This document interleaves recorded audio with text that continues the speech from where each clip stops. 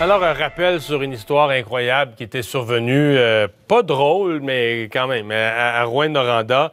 C'est l'histoire de M. Léo Boulet. Je lui avais parlé à l'émission, les gens qui me suivent régulièrement. M. Boulet tenait son dépanneur à 76-77 ans, quelque chose du genre.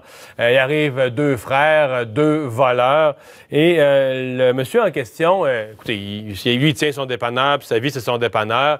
Les types l'agressent, le blessent, le frappent, l'attachent avec des taille wraps, mais mettre les taille wraps à l'envers. Bon, une erreur. Et en mettant les taille wraps à l'envers, donc le monsieur n'est pas vraiment attaché, fait qu'il se déprend de là.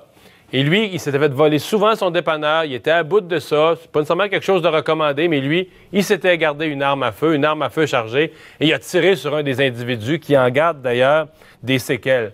Je vais vous dire que la farce ce matin, alors, le monsieur a été condamné quand même, mais il va pouvoir purger sa peine dans la collectivité, donc il va pouvoir continuer, M. Boulet, à s'occuper de son dépanneur, il est encore là probablement un matin, mais le voleur Tom Plante, ce matin dans le journal, le voleur blessé crie à l'injustice. Le voleur crie à l'injustice.